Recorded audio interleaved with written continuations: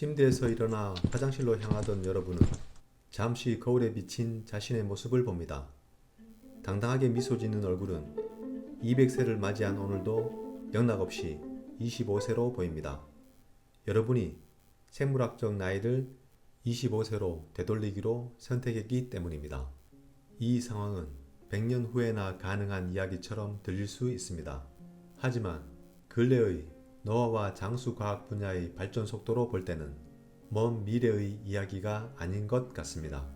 최근 세르게이 영의 영노화라는 책이 인기를 끌고 있습니다.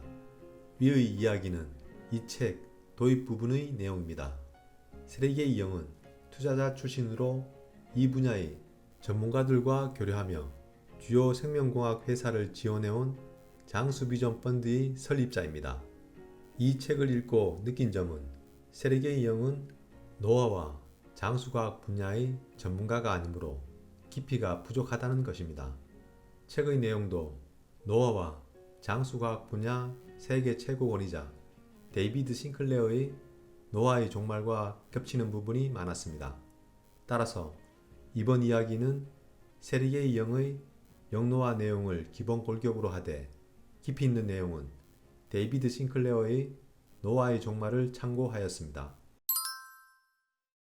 얼마 전 노화의 종말 저자 데이비드 싱클레어 교수 연구팀이 과학저널 셀에서 늙고 눈이 먼 쥐의 시력을 되찾게 하고 뇌를 젊게 만드는 한편 근육과 신장 조직을 더욱 건강하게 하는 등 노화를 되돌리는 데 성공했다고 밝혔습니다. 연구팀은 또 이와 반대로 젊은 쥐의 노화 속도를 2배로 높여 신체의 거의 모든 조직에서 파괴적인 노화 현상이 나타나게 하는데도 성공했다고 덧붙였습니다. 노화와 영노화를 인위적으로 만드는 데 성공했다는 이야기입니다.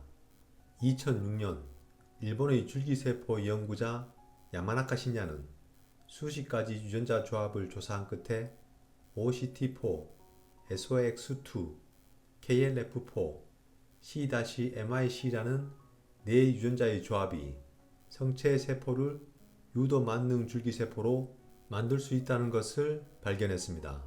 유도 만능 줄기세포는 잘 구슬려서 다른 모든 유형의 세포로 발달하도록 만들 수 있는 미성숙 세포입니다. 이 네 유전자는 다른 유전자 집합들을 제어하는 강력한 전사인자를 만듭니다. 배아 발생 때 세포들이 어떤 세포로 분화할지 인도하는 역할을 합니다. 배양 접시에서 세포의 노화를 완전히 되돌리는 것이 가능함을 보여준 이 발견으로 야마나카는 2012년 노벨 생리학상을 존 거둔과 공동 수상합니다. 이 네 유전자를 야마나카 인자라고 합니다. 싱클레어 교수 연구팀은 생쥐세포의 노화를 되돌리기 위해 이 야마나카 인자 중 C-MIC 인자를 제외한 OCT4, SOX2, KLF4 인자 세 가지를 혼합한 칵테일을 사용하여 영노화에 성공한 것입니다. 이 세 가지 유전자를 담은 칵테일을 안전한 바이러스에 담아 필요한 부위에 주사를 통해 주입하여 감염시킵니다. 칵테일의 혼합이 잘못되면 세포가 암으로 발전합니다. 그래서 이 분야는 정교한 유전자 편집 기술을 필요로 합니다. 이렇게 눈먼 생쥐의 손상된 망막 신경절과 노화된 뇌 근육, 신장세포에 야마나카 인자 칵테일을 투여하고 항생제로 이들 인자를 작동시켜 쥐가 시력을 거의 되찾았고 뇌, 근육, 신장세포도 젊은 상태로 회복시켰습니다. 또 반대로 후속 유전자를 변화시키는 방법으로 쥐의 DNA에 돌연변이를 일으키지 않으면서 DNA가 접히는 방식만 변화시켜 노화가 2배 빠르게 진행되도록 했습니다. 싱클레어 교수는 이 실험은 노화가 마음대로 그리고 앞뒤로 일어나게 할 수 있는 가역적 과정이라는 것을 보여주는 것이라며 우리 몸에는 노화를 되돌릴 수 있는 젊음의 백업 사본이 있다고 말했습니다. 세르게이 영의 영노아라는 책에서는 노화의 원인으로 10가지를 정의합니다. 유전체 불안정성, 텔로미어 마모, 후성 유전적 변화, 단백질 향상성 상실, 영양소 감지 능력 저하, 미토콘드리아 기능 이상, 세포 노화, 줄기세포 고갈, 세포 간 소통 변화, 단백질 교차 결합 등입니다. 데이비드 싱클레어의 노화의 종말에서도 위의 내용과 동일한 여러가지 노화의 원인을 제시합니다. 하지만 데이비드 싱클레어 박사는 이 모든 원인의 상위에 단 하나의 원인이 있다고 생각했습니다. 이 단일한 상위 원인을 찾기 위해 우리와 유전자가 약 70% 같은 효모를 수십 년간 연구하였습니다. 싱클레어 박사가 밝혀낸 노화의 원인은 한마디로 말하면 정보의 상실, 즉 후성 유전적 잡음이 야기하는 세포 정체성 상실입니다. 생물학에는 두 종류의 정보가 있습니다. 첫 번째 유형의 정보는 디지털 정보인 DNA입니다. DNA는 유전이 되는 정보이며 아데닌, 티민, 구아닌, 시토신, 즉 ATCG 4가지의 사진수 코드입니다. 두 번째 유형의 정보는 아날로그 정보인 후성 유전체입니다. 후성 유전체는 유전적 수단을 통해 전달되지 않는 유전 가능한 정보입니다. 우리가 주목해야 할 정보는 이 후성 유전체입니다. 후성 유전체는 줄기세포가 어떤 종류의 세포로 발달할지를 지시하고 필요할 때 유전자를 켜거나 꺼서 세포의 정체성을 유지하도록 해줍니다. 피부세포에서 간세포나 신장세포를 만드는 일이 일어나지 않는 것은 그 때문입니다. 이 후성 유전체를 장수 유전자라고 부릅니다. 많은 생물에서 이것들이 평균 수명과 최대 수명을 늘릴 수 있음을 보여주었기 때문입니다. 이런 종류의 장수 유전자에는 AMPK, mTOR, 시루트인 같은 효소가 있습니다. AMPK 효소는 혈중 포도당을 제거해 에너지원으로 사용하고 미토콘드리아의 기능을 회복시킵니다. mTOR 효소는 DNA 수성 같은 활성을 증진시키고 노화한 세포가 일으키는 염증을 줄이며 오래된 단백질을 분해하는 활동에 치중하라고 세포에 지시합니다. 시루트인 효소의 역할은 세포의 정체성을 유지하는 세포 분열과 DNA 수선의 역할을 담당합니다. 데이비드 싱클레어 박사는 시루트인이라는 장수 유전자를 집중적으로 연구하였습니다. 환경이 안정적일 때는 시루트인은 DNA의 세포 분열, 즉 번식을 돕습니다. 하지만 우리 DNA는 끊임없는 공격을 받습니다. DNA 손상을 감지하면 시루트인은 DNA를 수선하기 위하여 유전체를 떠나게 됩니다. 그리고 DNA 수선을 마치면 원래 유전체로 돌아와 세포의 정체성을 유지하면서 세포 분열을 돕습니다. 이 과정을 싱클레어 박사는 생존 회로라고 부릅니다. 이 시루트인은 NAD+라는 물질을 연료로 사용합니다. 하지만 우리가 나이를 먹으면 NAD+가 감소합니다. 50대가 되면 20대에 생성되는 NAD+의 50%가 남습니다. 80대가 되면 1%에서 10% 정도가 남습니다. 이 때문에 나이를 먹을수록 NAD+가 감소하여 시루트인의 활성도가 떨어집니다. 이러한 시루트인의 활성도 감소가 늙으면 나타나는 질병의 주된 원인입니다. 나이를 먹으면 DNA 끊김과 같은 손상이 빈번하게 일어납니다. 그러나 NAD+가 감소하기 때문에 시루트인의 주요 기능인 세포 분열 지원과 DNA 수성 기능을 제대로 수행할 수 없게 됩니다. 수많은 DNA 끊김으로 손상된 세포를 치료하기 위해 유전체를 떠난 시루트인이 세포의 치료를 완료하고 원래 유전체로 돌아와 세포의 정체성을 유지하며 세포 분열을 수행해야 하는데 노화는 이 역할을 제대로 수행하지 못하게 합니다. 이렇게 후성 유전체의 잡음이 생기면 세포는 정체성을 잃어갑니다.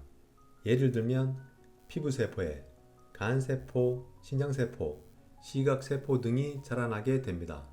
이처럼 각 세포가 정체성을 잃어가며 손상된 DNA 수선이 제대로 이루어지지 않는 현상이 노화의 원인입니다. 이것을 후성 유전적 잡음이라고 이야기하는데 피아노 연주에 비교할 수 있습니다. 피아노 건반은 유전자 DNA입니다. 피아노 연주자는 후성 유전체입니다. 독주회가 시작됩니다. 아름다우면서 경이로운 음악이 흘러나옵니다. 모든 것이 완벽합니다. 몇 분쯤 지났을 때 연주자가 건반 하나를 잘못 누릅니다. 처음에는 아무도 알아차리지 못합니다. 몇 분 뒤 같은 일이 벌어지며 그 뒤로 빈도가 점점 늘면서 같은 일이 반복됩니다. 시간이 흐르면서 여기저기서 수근거리기 시작합니다. 이윽고 연주에는 엉망진창이 됩니다. 후성 유전적 잡음이란 이와 같은 혼란을 말합니다. 노화의 원인은 이러한 후성 유전적 잡음이 야기하는 세포 정체성 상실이라고 정의할 수 있습니다. 노화 방지를 위해서는 NAD+를 증가시켜 장수 유전자인 시루트인의 활성도를 높여야 합니다. 지금까지 밝혀진 바로 노화 방지를 위한 생존회로 작동 시스템은 두 가지가 더 있습니다. AMPK를 억제하고 mTOR를 활성화하는 방법입니다. 그러면 이 세 가지, 시루트인을 활성화하고 AMPK를 억제하고 mTOR를 활성화하는 방법에는 어떤 것들이 있을까요? 여기에는 운동, 소식, 단식, 저체온 유지, 채식, 보조제 섭취 등의 방법이 있습니다. 이것은 세포를 손상시키지 않으면서 스트레스를 발생시키는 방법들입니다. 이 방법들로 생존 회로를 작동시켜 수명을 연장하는 것입니다. 장수 유전자를 이용하는 수명 연장과 노화로 인하여 발생한 질병을 치료하는 수명 연장 사이에 놓인 영역을 약물의 표적으로 삼아서 수명을 연장하는 방법이 있습니다. 바로 몸속의 좀비 세포를 사면하는 방법입니다.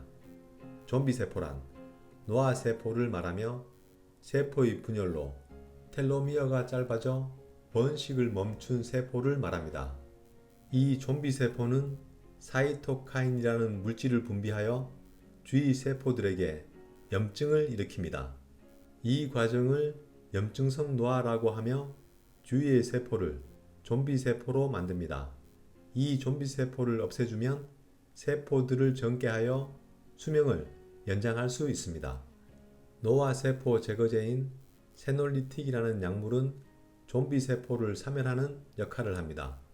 세놀리틱 계열의 약물에는 퀘세틴, 다사티닙, 피세틴 등이 있습니다. 데이비드 싱클레어 연구팀은 어떻게 인위적으로 영노화를 가능하게 했을까요? 영노화는 복제동물에서 힌트를 얻을 수 있습니다. 복제동물은 난자에 든 DNA를 제거하고 늙은 체세포의 DNA를 이식하는 것입니다. 그 결과 아기 복제동물이 탄생합니다. 이것은 노화의 시계를 재설정할 수 있다는 것을 보여줍니다. DNA는 늙은 체세포에서 이식을 해왔지만 후성 유전체는 기존 난자의 젊은 상태일 것입니다. 이 상태는 후성 유전적 잡음이 없는 상태입니다. 따라서 늙은 체세포의 DNA를 이식하였지만 아기 동물이 탄생할 수 있는 것입니다. 2006년 일본의 줄기세포 연구자 야마나카 신야는 수십 가지 유전자 조합을 조사한 끝에 OCT4, SOX2, KLF4, C-MIC라는 네 유전자의 조합이 성체세포를 유도만능 줄기세포로 만들 수 있다는 것을 발견했습니다. 싱클레어 교수는 이 야마나카 인자가 후성 유전체의 후성 유전적 잡음을 없애 늙은 세포를 젊게 만든다고 생각하였습니다.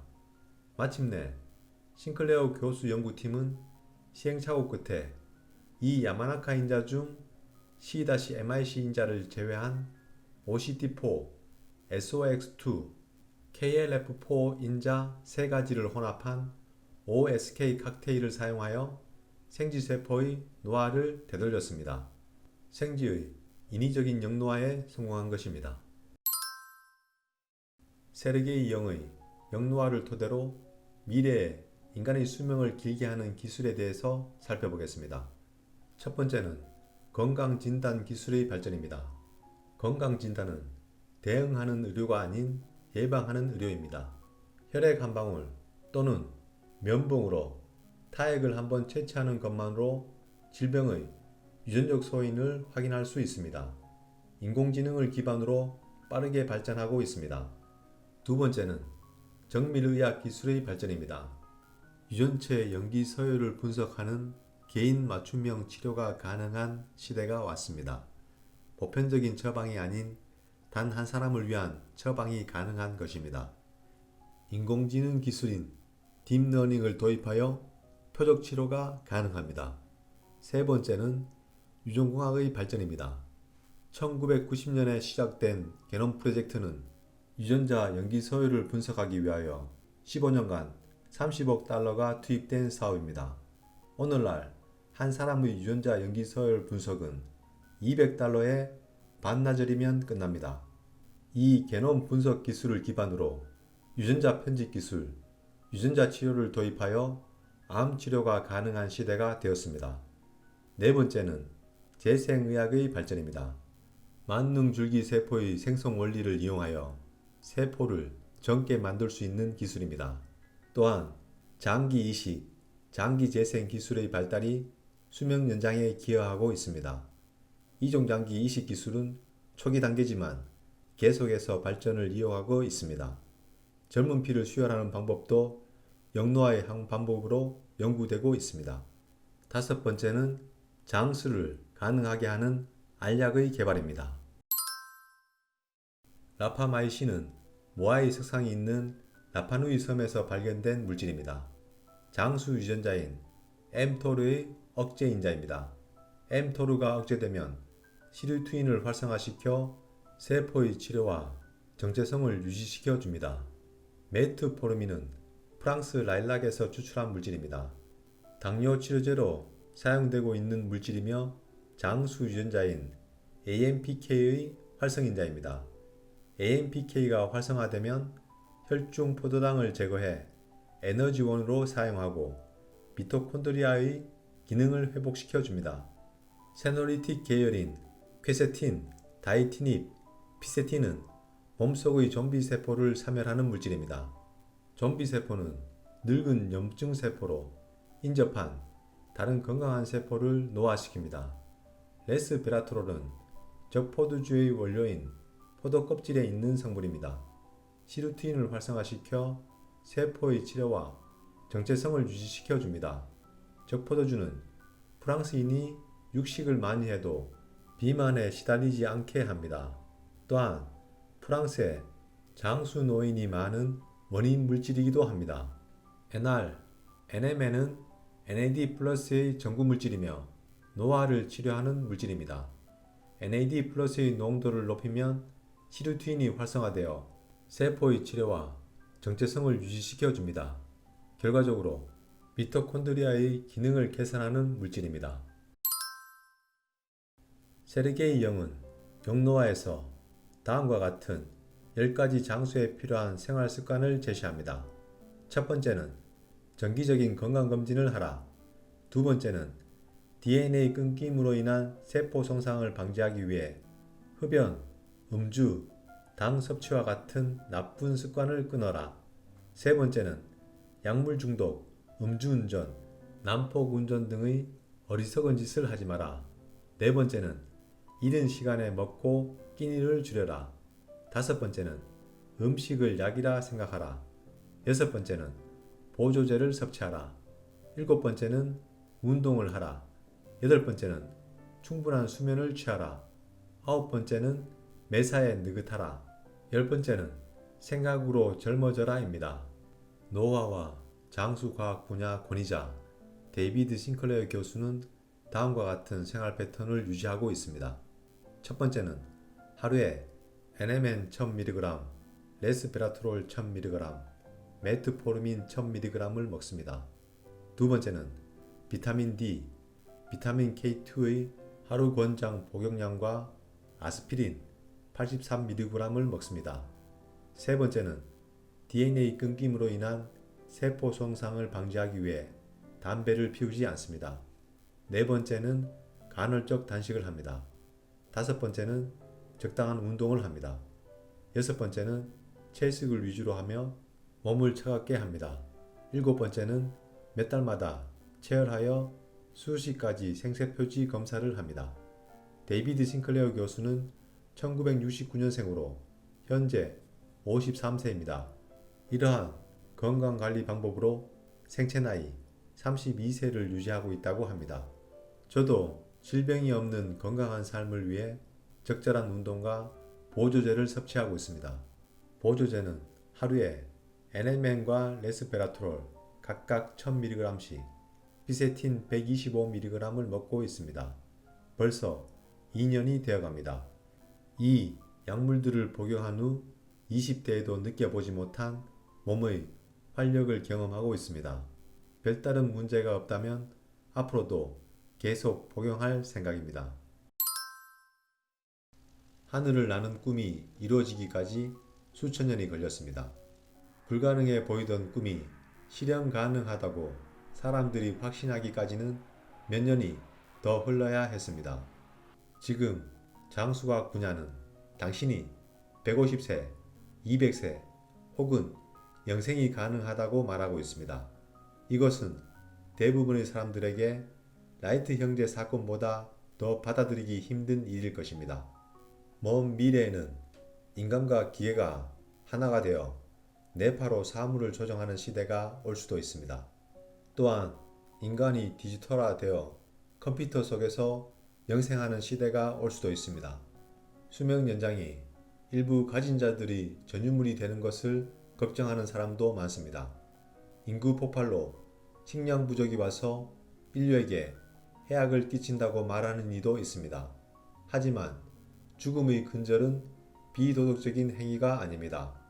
많은 문제가 닥치겠지만 인류는 현명하게 해결해 나갈 것입니다. 이제는 노화를 삶의 당연한 과정이라고 생각하지 않고 질병으로 인식하는 시대가 되었습니다. 건강에 관심이 많으신 분들은 세르게이 영의 영노화와 데이비드 싱클레어의 노화의 종말이라는 책을 읽어보시기를 바랍니다. 이 책들을 토대로 노화에 대한 개념을 새롭게 정립해 보시기 바랍니다. 감사합니다.